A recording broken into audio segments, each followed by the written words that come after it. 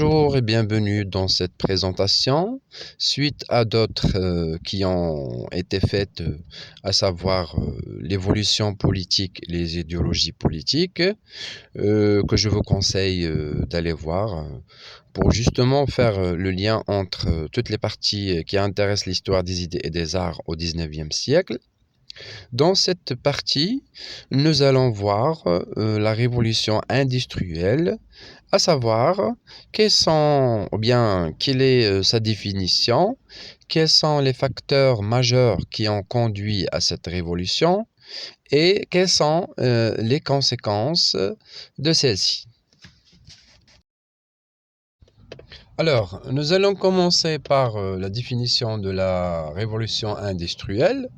Donc, la révolution industrielle est le passage d'une société agricole à une société mécanisée suite à une série d'inventions et d'innovations.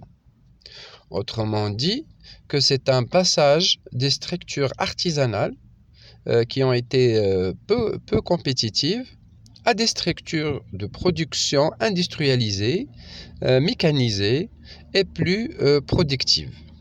C'est le début du machinisme, c'est-à-dire à ce moment-là, on commence à utiliser des machines au lieu d'autres moyens qui ont été artisanales et traditionnels.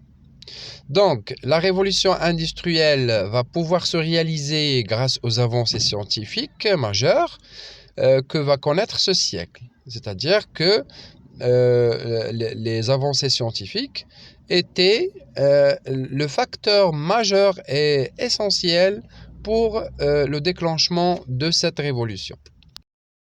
Voilà, donc les avancées scientifiques majeures du XIXe siècle. Donc, on voit essentiellement qu'à partir de la fin du XVIIIe siècle, et exactement en 1799, Volta invente la pile électrique. Et à partir de 1803, c'est la création, bien l'invention de la première locomotive à vapeur. En 1807, la mise en œuvre du premier bateau à vapeur. Entre 1816 et 1826, l'invention de la photographie. En 1848, le réseau de chemin de fer britannique est entièrement constitué et celui de la France commence à naître. Entre 1858 et 1860, le premier moteur à explosion, c'est-à-dire le moteur de voiture à explosion interne. Et en 1878, l'invention de la pompe électrique. Et à 1893, on voit l'invention du moteur diesel. Donc, à partir de cela, la révolution industrielle au XIXe siècle va avoir un impact direct sur l'économie. Il s'agit d'un changement radical au niveau de cette économie. Donc, ce sont les conséquences économiques de cette révolution industrielle, à savoir que l'exploitation du charbon et les hydrocarbures comme le gaz et le pétrole, l'électricité, vont révolutionner le monde de production de l'époque. Il faut ajouter à cela l'apparition des grandes entreprises avec de très fortes capacités de productivité. C'est-à-dire que ces avancées scientifiques voient un développement énorme de la productivité des entreprises. Et c'est ici que se voient ces conséquences économiques de la révolution industrielle. Au niveau social, cette révolution va enrichir un nombre limité de personnes au détriment de la masse. C'est-à-dire qu'il y a une partie de la société qui va devenir riche au profit d'une grande masse.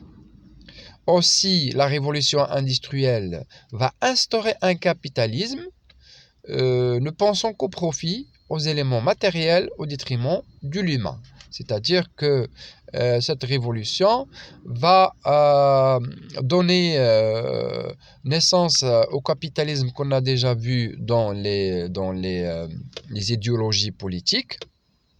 Ce capitalisme, bien évidemment, qui pense qu'au profit des capitalistes, des détenteurs de capitaux. Et cela va, bien sûr, impacter le côté humain.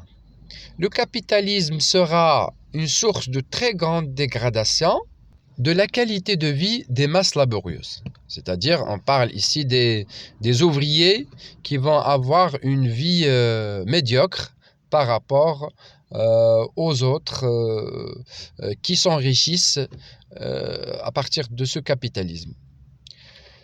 Alors, en contrepartie de tout cela, on a déjà vu que face à ce capitalisme va naître une nouvelle idéologie qu'on a déjà vue, c'est le marxisme qui défendra bien évidemment les intérêts des ouvriers.